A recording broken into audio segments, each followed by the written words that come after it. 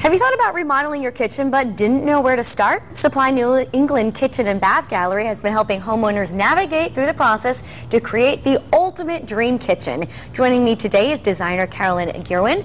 Welcome to the show. It's nice to have you here. Thank you. So this can be an overwhelming task trying to get started. What advice do you offer people?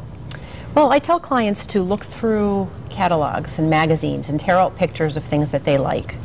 Oftentimes they'll say, I don't know what style I want. And when I look at their pictures, they're almost all the exact same kitchen. Really? So obviously they have a type, I guess, they right? They do. They always tend to have a style or something in mind that they like.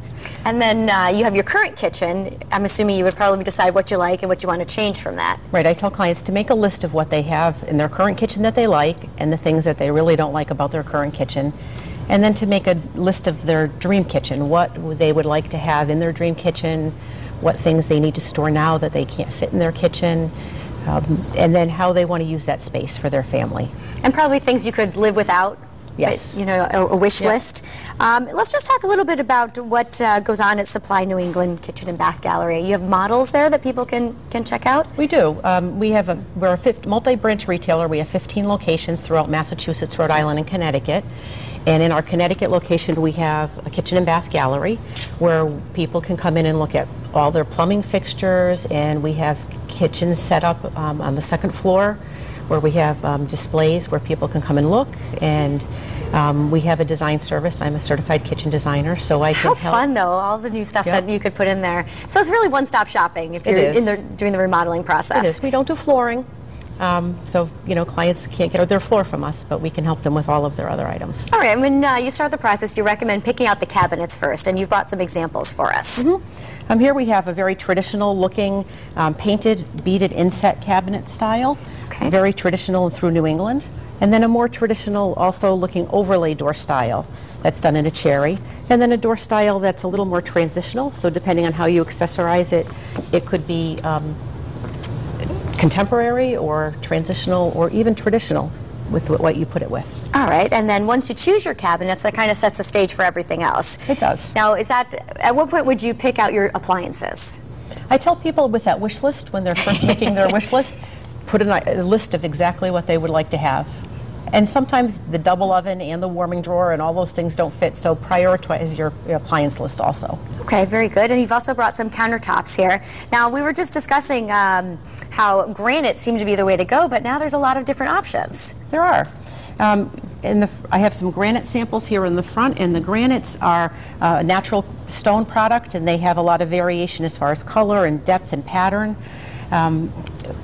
We also have quartz materials. You're starting to see more and more of the quartz talked about on a lot of the home shows. The quartz for years have had very even particulate sizes, so they're not as true a stone product or look as much like stone as granite does.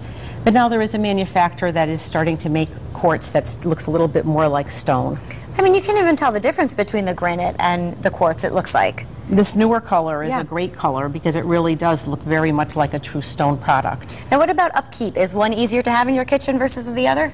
The quartz is a little bit easier. It's made up of ground up quartz mixed with man-made polymers, and then it doesn't need to be sealed. Where granite, you do need to have a little bit of maintenance, and you do need to seal it occasionally. So let's talk about some of the new items you could put in your kitchen. I know I've seen refrigerators that have the glass front doors. I've seen the dishwashers that you pull out. There's a lot of new things that people might not know about. There are, and there's a lot of accessories and cabinets too. We store a lot of plates and drawers now. It's true. A lot of pots and pans and drawers.